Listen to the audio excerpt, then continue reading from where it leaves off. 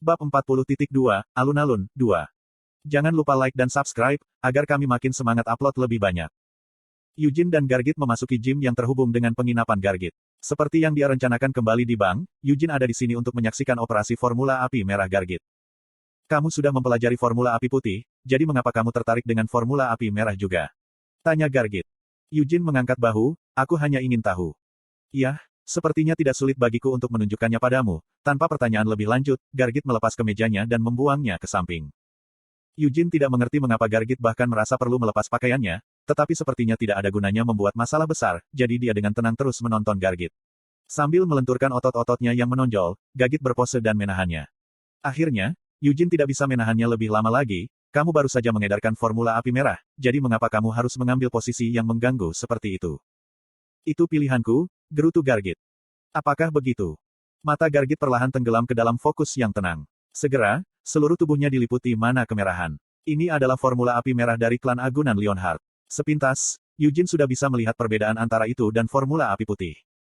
Di antara keduanya, kepadatan mana tidak ada bandingannya. Meskipun menyerupai Formula Api Putih dalam cara berkedip seperti lidah api, kemiripan ini hanya sedalam kulit, karena ada perbedaan besar dalam kekuatan sebenarnya dari kedua kitab suci. Bisakah Formula Api Merah juga membelah intinya? Eugene bertanya dengan rasa ingin tahu. Formula Api Merah keluarga kami bisa naik ke bintang kelima, jawab Gargit dengan bangga. Versi Formula Api Merah yang diajarkan oleh keluarga utama tidak memungkinkanmu untuk memisahkan inti baru. Tetapi berbagai cabang kolateral telah mengembangkan Formula Api Merah lebih lanjut. Berkat upaya nenek moyang kami yang luar biasa, keluarga kami telah berhasil meningkatkan jumlah bintang yang dapat dihasilkan oleh Formula Api Merah menjadi 5 bintang. Sejauh yang saya tahu, di antara semua versi Formula Api Merah yang diturunkan dari garis agunan, hanya segelintir yang dapat menghasilkan 5 bintang. Petik 2. Keluarga ayah bahkan hampir tidak bisa mencapai bintang kedua, kenang Eugene. Melihatnya seperti ini, sepertinya Formula Api Merah tidak akan pernah bisa melampaui Formula Api Putih. Sambil membelai dagunya, Eugene tenggelam dalam pikirannya selama beberapa saat. Ketika dia keluar dari renungannya, dia bertanya kepada Gargit, berapa banyak bintang yang kamu miliki? Aku di bintang kedua, kata Gargit. Bintang kedua dari Formula Api Merah jauh lebih lemah daripada bintang kedua dari Formula Api Putih, yang telah lulus dari Eugene. Meskipun telah dikembangkan selama ratusan tahun, Formula Api Merah masih terbatas pada 5 bintang. Vermont, bajingan itu, benar-benar jenius yang hebat. Formula Api Putih jalur langsung dan Formula Api Merah jalur kolateral. Dan Formula Api Merah yang diajarkan kepada para ksatria yang melayani garis langsung bahkan tidak memungkinkanmu untuk memisahkan intimu. Semua ini dikatakan, Formula Api Merah masih merupakan kitab suci pelatihan mana yang sangat baik. Ksatria yang bersumpah setia kepada keluarga utama merasa terhormat untuk melayani klan Lionheart dan sangat bangga mempelajari Formula Api Merah. Tidak peduli seberapa keras saya memikirkannya, saya tidak mengerti mengapa. Vermont bukan bajingan kecil, tapi dia masih memerintahkan agar Formula Api Putih disimpan sebagai rahasia keluarga utama, sedangkan Formula Api Merah akan diajarkan kepada garis agunan dan keturunan mereka. Namun, keluarga utama tidak diizinkan menggunakan kekuatan mereka untuk membantu mengembangkannya lebih lanjut, sehingga pengembangan Formula Api Merah diserahkan sepenuhnya kepada garis agunan dan keturunan mereka. Dengan cara ini, kesenjangan antara garis langsung dan kolateral dapat dipersempit tetapi tidak pernah tertutup. Aku sudah cukup melihat, Eugene akhirnya menyatakan. Meskipun dia masih tidak bisa memahami tindakan Vermont, Eugene tidak terlalu tertarik untuk mencari tahu. Untuk saat ini, yang jelas adalah bahwa Formula Api Putih lebih unggul daripada Formula Api Merah. Jika itu memiliki potensi yang cukup, saya berpikir untuk mencoba mencangkokkan Formula Api Merah ke Formula Api Putih, tetapi sepertinya tidak perlu. Bahkan di antara semua garis agunan, Formula Api Merah milik keluarga Gargit cukup bagus untuk dihitung sebagai salah satu yang terbaik. Tapi itu masih belum cukup baik untuk membuat Eugene merasa bersemangat untuk mempelajarinya. Sepertinya tidak perlu menambahkan Formula Api Merah. Tentu saja, apa yang dilihat Eugene bukanlah puncak bintang kelima Formula Api Merah. Namun, hanya dari kepadatan mana dan gerakannya yang dia lihat barusan, itu sudah cukup baginya untuk menentukan level penuh dari Formula Api Merah. Jadi, tanpa penyesalan, Eugene memunggungi itu. Aku berangkat, katanya. Kau sudah pergi, tanya Gargit. Tapi testis raksasa itu akan segera tiba. Aku akan menyerahkan pemeriksaan yang bagus padamu. Tapi aku sudah menanggalkan pakaianku dan mulai mengedarkan Formula Api Merah. Bagaimana dengan spar atau pertandingan latihan? Aku pasti akan menang, jadi apa gunanya sparring? Alih-alih memikirkan itu, mengapa Anda tidak, bagaimana Anda mengatakannya, mendengarkan dengan cermat suara otot-otot Anda? Itu saran yang bagus, Gargit menganggukkan kepalanya seolah dia sangat terkesan. Dia segera turun dan mulai melakukan push-up, tetapi Eugene tidak berbalik untuk melihat kembali ke Gargit. Jadi Akron, iya. Senyum Sienna masih belum memudar dari pikiran Eugene. Bukankah mereka mengatakan bahwa Sienna meninggalkan buku sihir terakhirnya di sana? Seri 3 volume, Witchcraft. Tidak ada yang menonjol di rumahnya.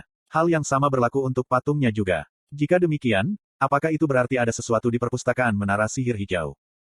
Itu adalah tempat di mana Sienna biasanya dapat ditemukan selama waktunya sebagai Master Menara. Konten iklan. Akan konyol bagi saya untuk mulai mengintai di sekitar Menara Sihir Hijau tanpa alasan.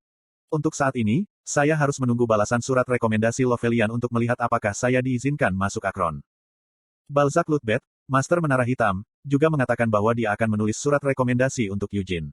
Karena semuanya menjadi seperti ini, Eugene merasa bahwa dia dapat mengharapkan balasan positif untuk surat rekomendasi ini. Tidak perlu terburu-buru, gumam Eugene pada dirinya sendiri saat dia menuju ke Menara Sihir Merah. Bukannya aku yang terus menunggu. Karena mereka sudah menunggu 300 tahun untuknya, seharusnya tidak ada keluhan jika mereka menunggu sedikit lebih lama. Ini tidak seperti saya meminta untuk bereinkarnasi, Anda tahu. Alih-alih kembali ke kamarnya, Eugene langsung menuju lift dan mengendarainya ke laboratorium bawah tanah. Selain itu, saya harus dapat menemukannya paling lambat dalam 10 tahun. Karena mereka sudah menunggu begitu lama, mereka bisa menunggu sedikit lebih lama. Memasuki laboratorium yang kosong, dia menutup pintu di belakangnya. Kemudian, dia dengan santai membuang mantel yang dia kenakan dan meletakkan pecahan pedang cahaya bulan di tengah laboratorium.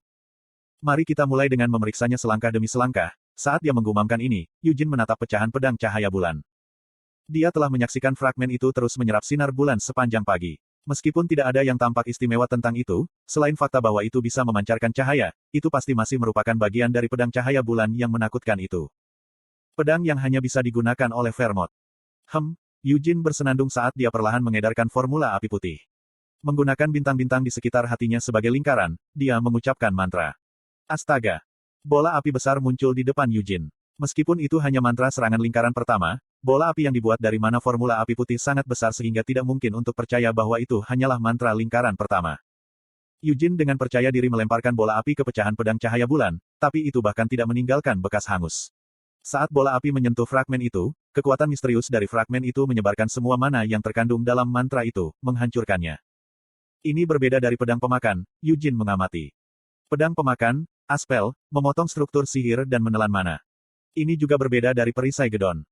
Perisai gedon mengirim serangan apapun yang terhubung dengannya berbelok ke arah lain. Ini menghancurkan struktur mantra hanya dengan menyentuhnya. Begitulah cara menyebarkan mana yang terkandung dalam mantra. Eugene mengingat metode serangan favorit Vermont. Ketika dia memegang aspel, dia akan memotong semua mantra yang datang padanya dan menggunakan mana untuk meningkatkan kekuatannya sendiri. Meskipun cukup kuat untuk memotong sebagian besar mantra, tidak mungkin bagi aspel untuk memotong sihir iblis tingkat tinggi dan Raja Iblis. Hal ini mengakibatkan pertempuran mereka dengan Raja Iblis pembantaian menjadi sangat sulit. Namun, setelah mendapatkan pedang cahaya bulan, bahkan mantra dari iblis tingkat tinggi dan Raja Iblis tidak dapat menyentuh Vermont. Semua sihir akan hancur begitu menyentuh pedang cahaya bulan. Kemudian Vermont akan segera mengayunkan aspel, menelan semua mana yang tersebar dan mengubahnya menjadi kekuatannya sendiri sebelum menyerang. Petik 1. Tidak mungkin fragmen sekecil itu menghancurkan mantra tingkat tinggi. Namun, sesuatu seperti mantra tingkat rendah akan segera dibubarkan. Dalam keadaan seperti ini, bahkan menempatkannya di dalam kotak kayu sudah cukup untuk menyembunyikan kekuatannya. Syarat agar kekuatan pedang cahaya bulan diaktifkan adalah ia harus melakukan kontak, langsung, dengan mana.